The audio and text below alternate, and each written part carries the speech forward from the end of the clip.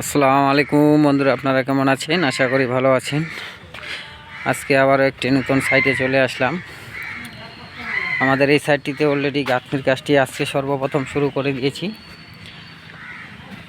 2 দিন আগে আমি ইটটি ঢুকিয়ে নিয়েছিলাম, কারণ ইটটি একটু দূরে ছিল। সঙ্গে সঙ্গে ইট ঢুকিয়ে গাঁথনির কাজটি করানো খুব সমস্যা হবে, তার জন্য ইটটি আগে ঢুকিয়ে নিয়েছি। এখন শুধু আমাদের গাঁথনির কাজটি আমাদের চলছে। কিভাবে আমরা গাঁথনির কাজটি করছি আপনাদেরকে দেখাই।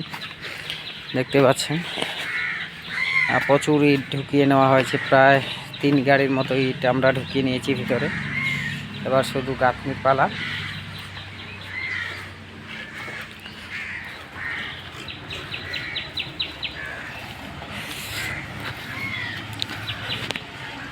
বন্ধুরা দেখতে পাচ্ছেন ওই পাশে আমাদের গাঁথনির কাজ চলছে।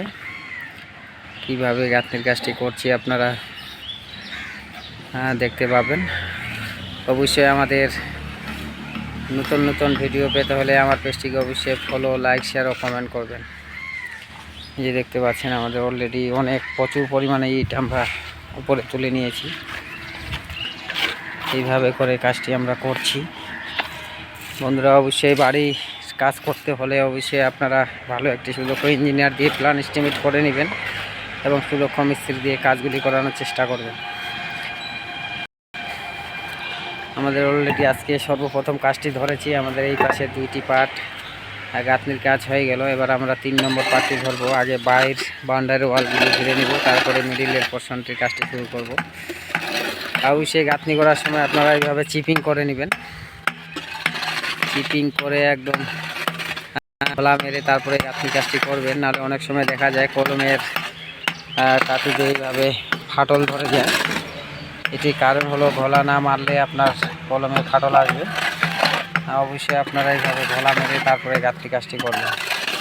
5 ইঞ্চি ওয়াল কীভাবে গাঁথবেন, কত ভাগে মশলা দিয়ে গাঁথবেন সেটাও আপনাদেরকে বলি। 5 ইঞ্চি ওয়াল করতে হলে অবশ্যই আপনারা 4 একের ভাগে মশলাটি করবেন। 4 একের ভাগে মশলাটি করে আপনি গাঁথনি কাজটি করবেন, দেখবেন আপনার গাঁথনি স্ট্রং হবে।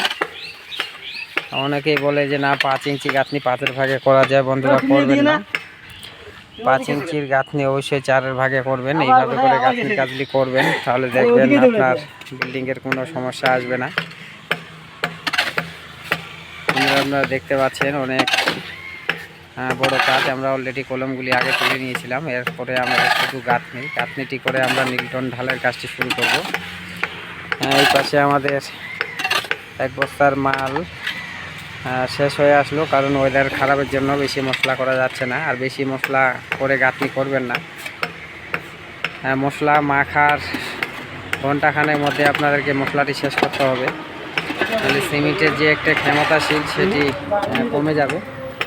আপনারা এইভাবে করে কাজ করবেন।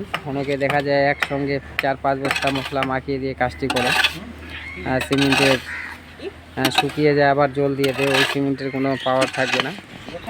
আপনারা এইভাবে ভুল কাজ করবেন না। আপনারা অল্প অল্প করে মশলা মাখিয়ে গাঁথনি কাজটি করবেন, দেখবেন আপনার গাঁথনি খুব পুরো স্ট্রং হবে এবং গাঁথনির কোনো সমস্যা থাকবে না। আর আজকে যেমন ধরো এই গাঁথনিটি করলাম, এই গাঁথনিটি মিনিমাম 1 সপ্তাহ ধরে জল খাওয়াতে হবে সকাল সন্ধ্যা, তাহলে দেখবেন আপনার গাঁথনি পুরো স্ট্রং হবে। বন্ধুরা আশা করি বুঝতে পেরেছেন। আমার ভিডিও পেতে হলে আমার পেজটিকে অবশ্যই ফলো, লাইক ও শেয়ার করবেন। আজকের মতো এই পর্যন্তই। আসসালামু আলাইকুম।